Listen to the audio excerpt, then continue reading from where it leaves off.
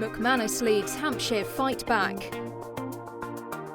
Kent all-rounder Darren Stevens continued his impressive form, taking a third 5-wicket haul of the summer as Hampshire posted 191 on the opening day of their Bob Willis Trophy South Group fixture. Stevens took a season-best 5 for 37, before the hosts closed the day on 21 for 2, losing both their openers in fading light at Canterbury. And in the first ball of day 2, Hampshire struck to take a key wicket. England batsman Zach Crawley trapped leg before by debutant Scott Curry to depart for a duck. Curry's dream debut got better with a moment Kent night watchman Matt Milnes won't want to see again. A poor shot ending straight back in the arms of Curry to leave the hosts struggling on 30 for 4. Jack Leaning would take them past 50 with a boundary, but that would be the majority of his contribution, sent back for 14 after a fine delivery from Tom Scriven, as Kent's hopes of overhauling South Group leaders Essex continued to disappear. Their problems worsened 6 overs later, as Ollie Robinson squared up to a good ball from Scriven. Joe Weatherly took the catch, Kent now 76 for 6 and still 115 runs behind. But with Heino Kuhn at the crease, Kent still had a chance, and more steady scoring from him ensured the home side went into lunch on 101 for 6. But Kuhn lasted just minutes after the restart, a loose drive straight into the hands of Ian Holland at extra cover, their key man gone, and maybe their hopes of a Lord's showpiece appearance with it.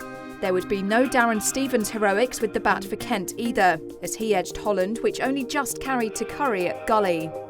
Hampshire's grip on the match at Canterbury tightened, as a poor shot from Grant Stewart found square leg to compound a miserable performance with the bat. Some tail-order resistance from Harry Podmore alongside Marcus Reardon helped guide the hosts past 150. With Kent closing the gap, Hampshire eventually got their man with O'Riordan trapped LBW, all out for 170. Podmore finished unbeaten on 30, as the pair put on a handy 47 for the last wicket, as Hampshire took a lead of 21 runs into the second innings.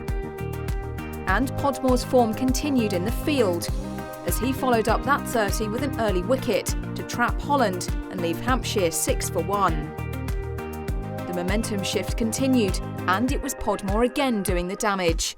This time Tom Alsop catching a leading edge, Hampshire just 31 ahead.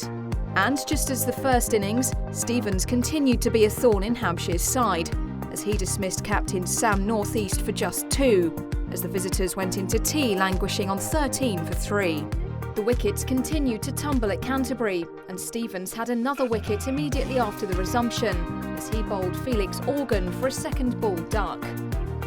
Podmore was brought back into the attack, and the effect was immediate, as Joe Weatherly was the next Hampshire batsman to walk. Grant Stewart was brought into the attack, and in his first over, he thought he was in on the act too, only for the ball to be dropped at slip, as Lewis McManus lived to fight another day. Desperate for a partnership, Hampshire had wicket-keeper McManus and all-rounder Scriven to thank for restoring some pride to the scoreboard as the visitors edged towards 70. The pair continued to chip away as McManus brought up the 50 partnership. And Scriven was also finding the boundaries as the visitors somewhat steadied the ship. There was time in the day for McManus to bring up his half-century off 83 balls as Hampshire closed day 2 on 108 for 5.